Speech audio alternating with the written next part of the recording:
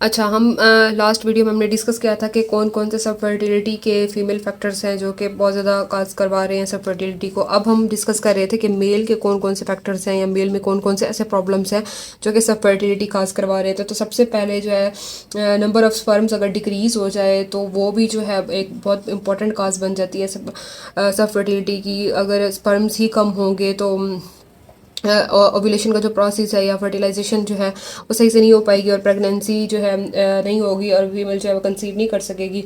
उसके अलावा अगर कोई इन्फ्लेमेशन हो जाती है स्पर्म्स की जिसको हम कहते हैं ऑर्काइटिस, ठीक है, अगर ये मसला हो गया है जिसमें जो है स्पर्म्स डैमेज हो रहे हैं इन्फ्लेमेशन की वजह से, तो ये भी एक इम्पॉर्टेंट काज हो सकती है।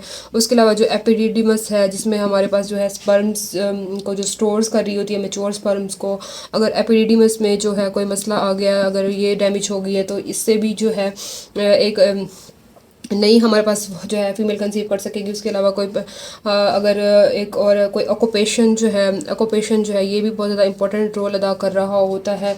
अगर तो है सर्टेन ऑक्यूपेशन जिसमें कौन सा कि अगर वो मेल है उसका जो है कंटेक्ट है केमिकल्स से, तो ये भी जो है या रेडिएशन से उसका कंटेक्ट है, तो ये भी एक इम्पॉर्टेंट काज होती है कि जो कि सब फर्टिलिटी करवा सकती है। उसके अलावा जो है डिफरेंट जो है जेनेटिक काजेज़ हो सकती हैं जिसमें कौन कौन सी जेनेटिक काजेज़ जिसमें कोई क्रोमोसोमल एबनॉर्मेलिटी हो सकती है लाइक क्लाइनफेल्टर सिंड्रोम जो है ये एक इम्पॉर्टेंट सिंड्रोम है जो कि करवा रही होती है हमारे पास सब फर्टिलिटी।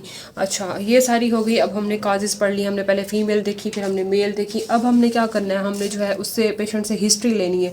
अब हिस्ट्री और एग्जामिनेशन नेक्स्ट पार्ट है हमारा जो सब फर्टिलिटी में हमने करवाना है। अच्छा, हिस्ट्री की बेस पे ही हम डायग्नोसिस कर सकेंगे कि कि ये कपल जो है सब फर्टाइल है या नहीं। अब हमने हिस्ट्री डिफरेंट दो तरीक़ों से लेनी है। एक तो हमने फीमेल की लेनी है हिस्ट्री, ठीक है, और इसमें मेल की भी हिस्ट्री चाहिए हमें। ज़ाहिर सी बात है हमने मेल और फीमेल दोनों फैक्टर या काजेस हमने पढ़ी ना। अब हमने हिस्ट्री में क्या क्या पॉइंट्स नोट करने हैं, उनसे पूछने हैं।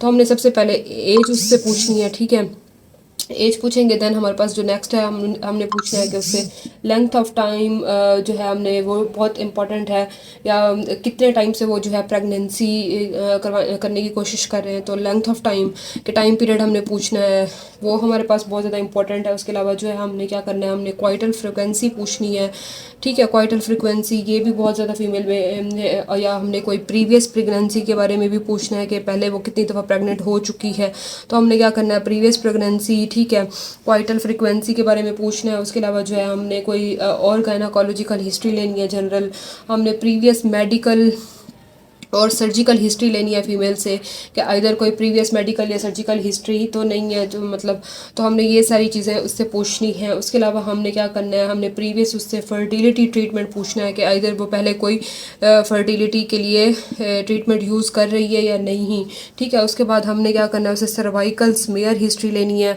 सर्वाइकल स्मेयर हिस्ट्री में सर्वाइकल स्मेयर हिस्ट्री लेनी है जो कि बहुत ज़्यादा इंपॉर्टेंट है फीमेल में। और उसके अलावा हमने जनरल हेल्थ के बारे में उससे क्वेश्चनिंग करने हैं। हमने क्या पूछना है, हमने एज पूछनी है, हमने length of time of pregnancy पूछना है, हमने क्वाइटल फ्रिक्वेंसी पूछनी है, हमने प्रीवियस प्रेगनेंसी के बारे में उससे क्वेश्चन करने हैं, हमने पास्ट मेडिकल सर्जिकल हिस्ट्री लेनी है, हमने उससे जो है फर्टिलिटी के बारे में पूछना है कि कोई ट्रीटमेंट ले रही है, हमने सर्वाइकल स्मेयर की हिस्ट्री लेनी है, ठीक है।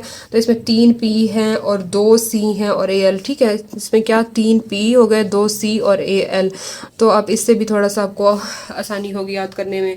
अच्छा, उसके बाद अगर मैं मेल की बात करूँ तो हमने मेल से क्या क्या क्वेश्चन करने हैं, तो हमने मेल से वो पूछना है कि लेंथ ऑफ टाइम क्या है उसकी, कि कब से वो जो है पहला तो वही एज है हम पूछेंगे, उसमें ये दोनों सेम है कि हम वही प्रेगनेंसी का पूछेंगे कि कितने टाइम से वो लोग कंसीव करने की कोशिश कर रहे हैं।